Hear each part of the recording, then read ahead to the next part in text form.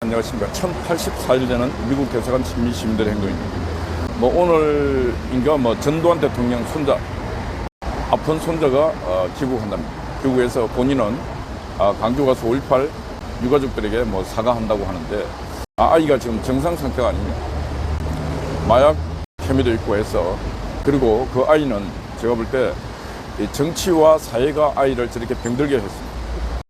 그런 병든 아이를 언론들이 계속 마치 그 아이가 모든 비밀을 가지고 있는 양, 알고 있는 양 언론에 계속 소재거리로 쓰고 있습니다. 그 아이의 모습을 보면서 기자들이 아이가 정상이 아니다는 것, 아이가 아프다는 것, 심각할 정도로 아프다는 것 정도는 알고 언론에 소재거리로 삼아서는 안 됨에도 불구하고 삼고 있습니다. 악독한 자들입니다. 저는 제가 볼 때 대한민국 기자들이 기자 정신을 버린 지가 오래되었고 기자 정신을 갖고 있는 자들이 별로 없습니다. 대한민국 언론사들이 언론사의 기본에 충실한 언론사들은 거의 없다고 보고 있습니다. 다 정치와 한패 먹고 정권과 한패 먹고 언론사를 키워왔습니다. 그리고 언론인들은 공정하고 중립을 지켜야 되고 중립적 시각을 갖고 이렇게 봐야 되는데 이미 기울어져도 이만저만 기울어지지 않는 그런 모습으로 언론인 한다고들 하고 있습니다. 한심한 자들입니다. 대한민국 언론의 위기는 바로 언론인들과 언론사 스스로가 만든 위기입니다. 저런 언론의 위기는 한번 태풍이 와야 됩니다. 태풍이 와서 자신들의 그 잘못된 부분에 대해서 쓰나미를 경험하고 난 뒤 다시 한번 재생되는 그런 모습을 겪어야 된다. 그런 생각입니다. 언론인들과 언론사가 그동안 정치와 권력과 한패 먹고 배를 채우고 호의호식하고 향락에 젖은 세월을 보낸 지 오래됐습니다. 얼마 전에 그 김용호 연예부 기자, 그 기자가 항상 연예인들과 권력자들과의 그 성파티, 물란한 파티, 그런 것들을 계속 공개하고 했는데 그런 것들도 지금 비일비재합니다. 그래서 대한민국이 바로 서려면 일단 언론이 바로 서야 됩니다. 언론은 사회를 정화시키는 최전선에 서 있는 사회의 공기입니다. 공기. 언론이 썩은 사회는 바로 그 사회 희망이 없다는 정조고 징조입니다. 그리고 이제 헌법재판소가 판결을 내리고 난 뒤에 잠잠하지 않습니다. 시끄럽습니다. 그럼 결론적으로 말하면 판결을 개떡같이 해놓으니까 이렇게 맨날 시끄럽습니다. 판결은 누가 보든지 간에 어느 정도는 수긍할 수 있는 그런 정도의 판결이 나와야 됨에도 불구하고 이번 헌법재판소의 5대4 판결은 판결이 아니고 재판이 아니고 개판입니다. 민변, 국제인권법, 우리법 연구회 등 이미 정치와 이념으로 경도된 자들이 재판관을 하는데 그 재판의 판결이 잘날이라고 판단하고 있는 것 자체가 잘못된 것입니다. 그래서 우리 사회는 지금 국민의힘단 저 나약한 자들이 판결을 존중한다 그런 얘기하면 안 됩니다. 판결을 존중할 수 없는 판결을 내린 자들에게 어떻게 판결을 존중한다고 그런 말을 합니까? 판결을 존중할 수가 없습니다.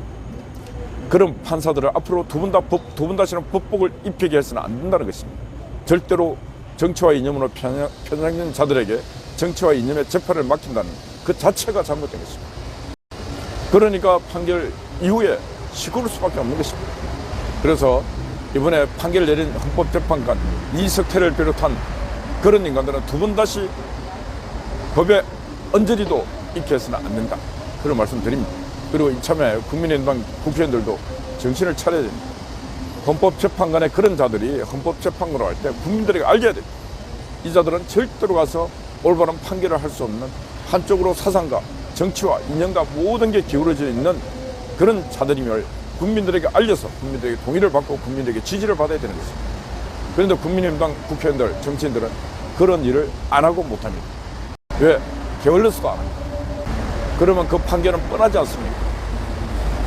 사법부는 민주주의 최후의 보루라 그래서 마지막 전선에서 민주주의를 막아낼 수 있는 게 바로 사법부인데 사법부 판사들이 마지막에서 구멍을 뚫어버리고 민주주의 구멍을 뚫어버리고 민주주의 조종을 울리고 있는데 그게 어떻게 사법부 판사들에게 그런 권능을 줄 수 있겠습니까? 헌법재판소 판결은 바로 헌법재판소가 죽었다는 것을 알리는 그런 날이었음을 뭔가 해야 되는데 그런 거 안 하고 있는 게 안타깝다. 이런 말씀 드립니다. 이재명이가 또 한 게 검사 사칭 부분에 대해서 위정죄로 위정교사죄로 또 처벌을 받을 것 같습니다.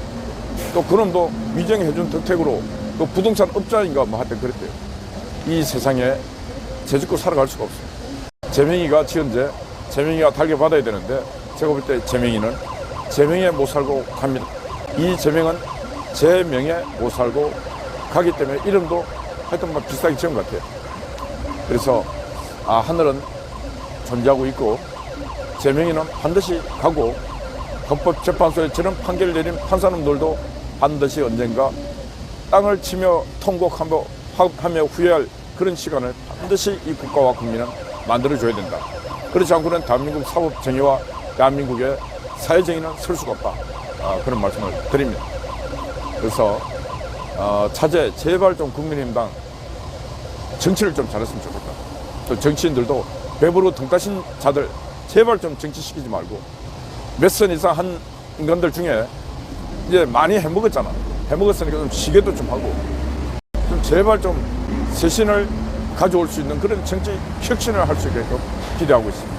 제발 빕니다. 비록 민주당 보고 배우든지 자유를 지키기 위해서는 피나는 투쟁을 해야 지킬 수 있는 것인데 국민의힘당 국회의원들은 자유의 가치에 대해서도 깊은 애정을 갖고 있는 자가 없습니다.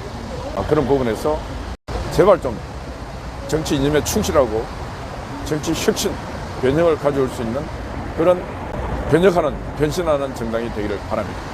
예, 어젯밤에는 그 애국 어머니께서 또 밤을 새웠습니다.